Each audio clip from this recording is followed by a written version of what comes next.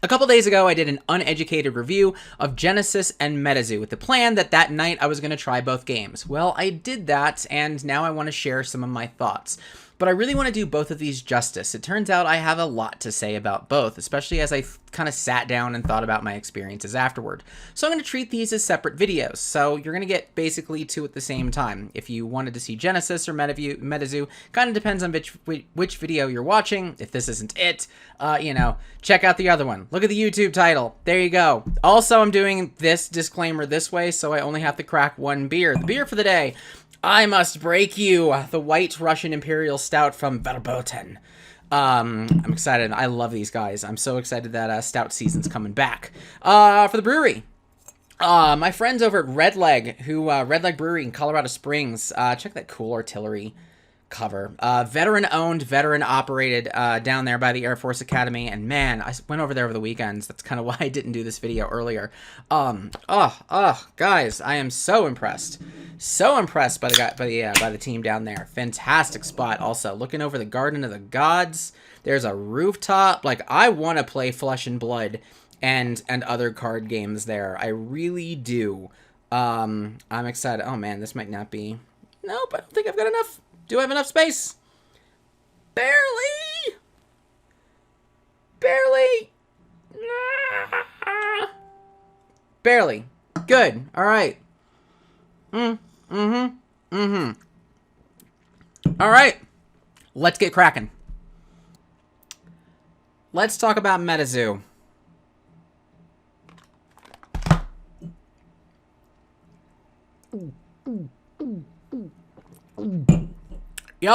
Yep, we're doing this. Metazoo is a bit of a dude basher in the same way that Magic and Pokemon tend to be dude bashers. I have a life total and you are trying to whittle... Actually, sorry. Pokemon doesn't do that. It's more like Magic in that regard. I have a life total and then you are playing things on the field and then trying to knock down my life total. And then the things on the field are there to kind of defend my total, defend each other. That's kind of a new, unique mechanic that I dig. And then of course attack other creatures and things like that. You basically have a big old board state of craziness. The big draw to the game is that it leverages the idea of cryptids, these kind of unknown, unseeable, sort of imaginary, but are they really creatures from various folklores around the world. I think this is one of the coolest things about Metazoo. And one of the strongest things about Metazoo is that the subject matter is spot on. It's actually, like me, who I'm going to tell you right now was not a fan of this game, but I will share why in detail. I can't ignore how cool some of these creatures are to kind of look at and be able to like see history on them and like where did they come from and where in the United States were they based at. Okay, that was just it was really cool. I'm not gonna lie. I had a lot of fun with that. So there are some things to like. That is definitely a big draw to the game, but I'm gonna warn you, there are some struggles. There are a decent amount of struggles here. And I was a little bit concerned about that, but I wanted, before we begin talking about the game, I want to talk about some of the flags that I had, because somebody was gracious enough, and I mean gracious enough, to leave a fantastic comment on my last video and share some of his thoughts on what were some of my concerns. I had two key ones that he tackled. The first one being that there was way too much marketing and kind of brand marketing without an actual product to support. And that was weird to me, that you don't really see that too much. It's not the smartest of marketing tactics to say, we got the greatest thing, and this thing is called the best. What is the best? It's the best. That's what the best is. You don't know about the best, you should really get on the best. And that's what it felt like. And you didn't really know what the heck it was. And Lord only knows, it could have come out and it could have been whipped cream or salt shakers. And you'd have been like, oh, that's not quite what you hyped it up for. So I was a little bit worried about that, as the brand marketing was really hyped up. The second thing that I was worried about is that there was a story wrapped around the folklore. I just mentioned how cool it was to see some of these creatures, and to be able to be like, I get a little history and some kind of lore and whatnot about them. It was cool. That was cool. But he wrapped a story around it, that we're casters, and the cryptids are loose, and there's something torn between dimensions and shit like that. And I was like, why? Why bastardize such a good thing? And apparently, both of those criticisms and concerns of the kind of not being able to like really sport your Metazoo pride, or sporting your Metazoo pride before you get to play the game was a flag for me, and having a story around the folklore was a flag for me. Apparently those are responses to feedback, and people who are really excited about the game actually said, we would love some merch and we would love to like support you in other ways, like with hats and shirts and whatnot, and we'll wait for the game to come. And they wanted the story, and they wanted to kind of get themselves absorbed into a world as opposed to pay attention to history. It's kind of a bad way to put that. But those were responses to feedback. So regarding those two flags that, would probably, if those were not a thing, if that wasn't a feedback right out of the gate, I'll shut up. I have to admit when I'm wrong on those. And if that's, props to Mike Waddell. I got it right. I still don't know if I have the pronunciation right. Props to him for taking that feedback. I can definitely respect that. So good on you. Along with that, I didn't necessarily get attacked. I got, I think only 4, but still like the most downvotes. Maybe it's because it's not Flesh and Blood also. I had Genesis in there too, but at least I didn't get attacked by it. I also did a little bit of kind of looking around at some of the other, like where some of the toxic community stuff came from. There were a few videos that I looked at that didn't necessarily start the conversation out very well. When they had their criticisms. And you'll notice that I haven't said anything about the business ethics and acumen, which is a substantial red flag for me, except if the game is good and survives and doesn't try to take advantage and manipulate people and any of that, then I can shut the hell up about that too. My goal here is to grade the game, see what it is. That's what I wanted to do. I wanted to share some knee-jerk thoughts. Yes, I'm a little bit confused at some of the moves that he made, but you know what? Others were too. They said it in worse ways than I probably would, and the community attacked and the community pounced. I still think that Mike struggles when it comes to criticisms and whatnot, but at the end of the day, I had the bar way up here as far as how bad it was, and I honestly don't think it's that high. I really don't. So I'm going to pull a little bit back on that part as well, but we'll see how this video goes. We're going to see how this goes. Anyway, I'm going to show off the game really quick, and then I'll share some of my thoughts. I'm also going to drink. See you on the other side. Metazoo is a game where you play as a caster and you have 1,000 life to work with. Essentially, it's very similar to kind of your Magic the Gathering, where I have I have mana, essentially, which I think they're called auras in this game. Yeah. I have auras in this game that represent the ways that I can pay for creatures. Once creatures come out into the field, they have various attacks, and they do a whole bunch of things, and it's very kind of Pokemon-esque. This is very much a blend between these two.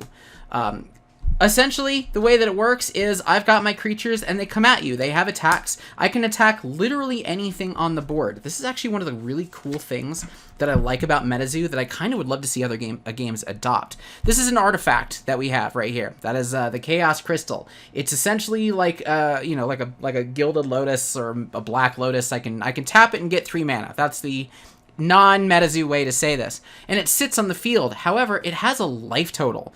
So I can actually come at it and say, I am tired of you having this thing. I'm going to swing at it. And I'm going to try to get it the heck off the field. I really like that. However, in those attacks, the opponent can defend and send a defender, send a non-exhausted, not-exerted defender in front of you. Another really cool element is that in my attacks, I hit this creature for his respective life, and as long as he is, I think as long as he's not exerted, I don't entirely remember off the top of my head, but he actually gets to counterattack back. So there is a fast pace. There is a little bit of this back and forth if you're constantly getting whittled down. You don't just have one 10-power creature that kills everything and then takes nothing in return. And creatures keep their damage on them. It's not like Magic where it goes away at the end of the turn. So that's essentially kind of how the game works. You keep drawing and then you keep going back and forth until somebody wins. Additionally, with this game, you have your spells, you have your things that you can play from hand that have certain effects. You have also, where are we? Come on, there we go. We have these things called Terra effects as well. Think of them like the Yu-Gi-Oh! Magic fields, the Yu-Gi-Oh! Kind of field effects that I can put this down, and various creatures could get different effects based off of what the Terra cards are. One of the things that makes Metazoo very unique is that it leverages these meta effects. Let's see if I can find a... Nah, this is going to be the one we use. I don't know if you'll be able to see this. I'm going to hope it zooms in, but I'm going to read it. So... the fourth wall effect on this one is all electronic devices must be put out of eyesight while Ding Bell is in the arena. If an electronic device is used, the caster who uses it is dealt 50 damage each time it's used. So you have fourth wall effects that kind of affect the game. There are interesting mechanics, but I'm going to talk about that later because they're not, they're hit or miss. How about that? Let's go with hit or miss. But in the case of, let's see if we can find our shiny dude. There he is. That doesn't do much with it. I think there's other ones. I think like with the forest, maybe there's somebody, like if you're in a forest, certain things happen, which is really cool. Can't entirely find it. I'm not going to go crazy about it. But these kind of take to replace up like some of the fourth wall effects. So there come some that are like, are you in the middle of a meteor shower right now? Your creature gets better things. But yes, you do this, you go this back and forth, you draw a card, you do the effects, you play a card if you can, you do the effects, you build up your mana, you build up your lightning aura, play creatures, and then you go back and forth. Other interesting thing about this game, though, is that there's also traps. I can lay down things as a trap, and I can actually put them anywhere. So I can put them on the board, and I can flip them up whenever, or I can put them under an item. So if I come after this item, I might trigger this trap. Yes, you've activated my trap card. I fucking don't ever say that. I hate that line, but whatever. But yeah, so you can activate traps, and there's a lot of elements of interaction with this, with all of this. So there are some things to like, there are some things to not like, but this is essentially the game. I have my mana, I've got items, I've got creatures. I come after you, or I come after creatures. Things can block, they hit each other back, and it's kind of cookie cutter in that regard. However, screw it. I gotta flip the camera out. We really gotta talk. In corporate America, when you have a lot of negative feedback to give somebody, and you don't want that to be an issue for them to just feel completely demoralized and destroyed, you give them what is called a compliment sandwich. You start with something positive, and then you lay down the law, drop the hammer, whatever you do, and then you follow up with something positive so they can maybe pick themselves back up a little bit and feel a little bit better about life. My only problem with Metazoo and the idea of the compliment sandwich is I have a lot more bad things to say about this game than I have good things to say about this game. So I'm just going to start with the good ones, and then I'm going to go ahead and move into where my concerns are. But before you shut this off and before you start commenting and going crazy on me, let's be really clear with where we're at. This is the first set. Not a lot of games get it right the first go-around, especially given that now we have seen games who have evolved from kind of a very similar position, Magic being one of them, and they had to learn. That's not an excuse that this didn't learn from Magic's mistakes, because it clearly freaking didn't, but not a lot of games get it right at the beginning. So what I want to do, instead of saying, here's where I'm just not a fan, there's going to be some of that, but I do want to present some ideas for where this game could grow in future sets, where I hope it does, because I have to be honest, there are a heck of a lot of problems. Bottoms up. Couple things I like before we get into the mess. I already mentioned a couple of them, which is that you can attack anything on the field. I think that's really cool. I like that even your board state that's supposed to be safe isn't exactly safe, and you have to protect everything. I also like that you can put traps on everything. That's an interesting mechanic. I kind of dig that. I dig that quite a bit. It leads to a lot of, like, surprise, this could suck for you. And these are the kinds of things that, as the game grows, they're really going to need to leverage. That's really going to make them kind of stand out from other things, because I cannot get past the fact that this is just Magic and Pokemon smashed together, and unfortunately, it is the worst of both. It really is the worst of both. Why do I say that? Well, here's one of the reasons why. Here's a good reason.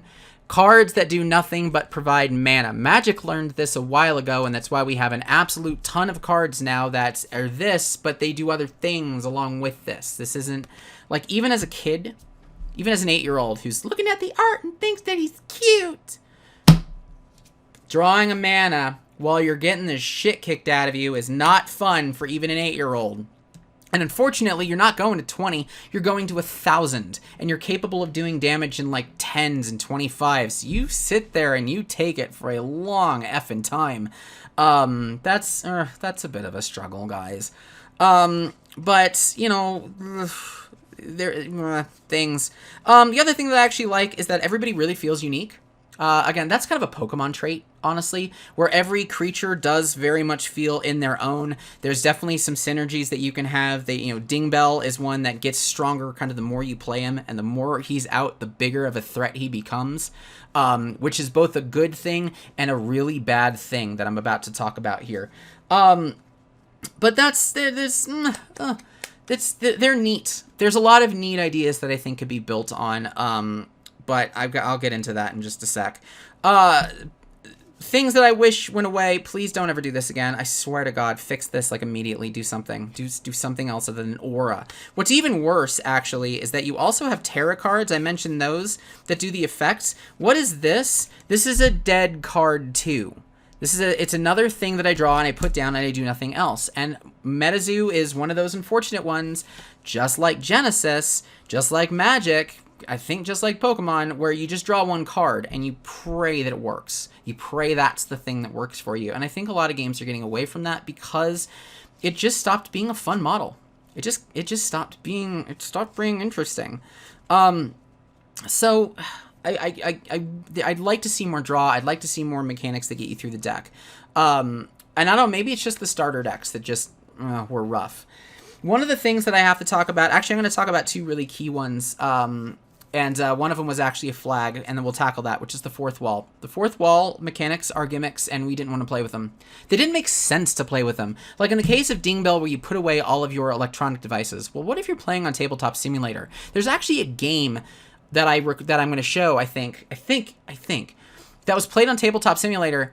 Even it was played on webcam, and Dingbell's in it. Well, if you have to turn off all electronic devices, your fourth wall mechanics suck. Why are you wasting your time with that? And this takes up, look at how much space that takes up. That's this whole section. That's a lot of real estate. For something that's just not going to get used. And unfortunately, that leads to another big freaking flaw, which is there's too many tokens that you need. But anyway, let's talk about the fourth wall for a sec. If that's such a big draw to this game, I kind of hope he scales it back. I'd like to see in the future that he stops trying to have too much fun with the fourth wall mechanics and actually tries to make them fun, but also practical. To think about how they can work with each other. Here's a great example if I'm sitting at a table. I've got Dingbell that lets me not touch electronic devices. I also have Sewer Alligator. Sewer Alligator gets plus 20 damage if your opponent is from a city or a city known for sewer alligators. How the heck are you supposed to know that? Is the opponent going to know that? Are you going to take their word for it? Or are you going to have to look it up on a phone? Oh, fuck. I'm going to take damage. Can't look it up on a phone. Got to do the buddy system. I don't... I get what you're trying to do, buddy. I get it. I just wish you did a little bit better. Like, a lot a bit better. I hope to see that in future sets. I really do hope that in future sets, that fourth wall thing kind of makes sense. Because right now, finding things like tinfoil, and if you're by a radio, like I can buy my win condition at the dollar store. That's kind of silly. And even as a kid, that's kind of silly. That's kind of odd to have to do. Like, and at the end of the like, what are you really doing? Basically, I'm going to show you my tinfoil, and now you know what's in the deck. Like, okay. So I like what you're trying for, buddy, but I think you gotta, I want to see maybe a little bit more practical, a little bit more scaled back, a little less kind of nuts with that. Just try to make it a game before you make it something just silly and janky and fun, especially if you want people to take this thing seriously, which I know you do. Fourth wall mechanics, we turned them off and just yeah, didn't care. On top of that, way too much stuff. Like, if you're going to do fourth wall mechanics, you can bring tinfoil. And you can have tournaments where you bring 5 items from Walmart, and you're allowed to do that. The thing is that on top of that stuff, there's a lot of things on here. There's a lot of icons. on these cards. Like you can see over on the left side, there's icons that do different things. The problem that I have is that there's no reminder text like anywhere on these cards. That is a big no-no, especially for the first set. You've got to go into the rule book. You got to have the darn rule book. You got to go in here, which it sort of covers it. Sorry, my nose is really itchy. You got to go in here and cover some of that. And that's kind of not fun to have to bring with you unless you played this game like 30 times. And then you've got to hope that both players know the reminder text and know what things mean. Like burn. There's paralysis. Paralysis works similar to the way the Pokemon does, where you flip a coin. If it's heads, then I think you're paralyzed. If it's tails, you're not, or vice versa, whatever. But burn, you have to roll a dice for how many turns you're burned. Like, I have to know that. It's nowhere on the card. Ugh. Please respect that this is the first set of your game, and put reminder text on it. Like, give people access to the rules kind of somewhere other than here. Because you have way too many icons. I need way too many things. I've got like a poison and a burn and a paralysis and a sleep and a... Stop. Put reminder text down.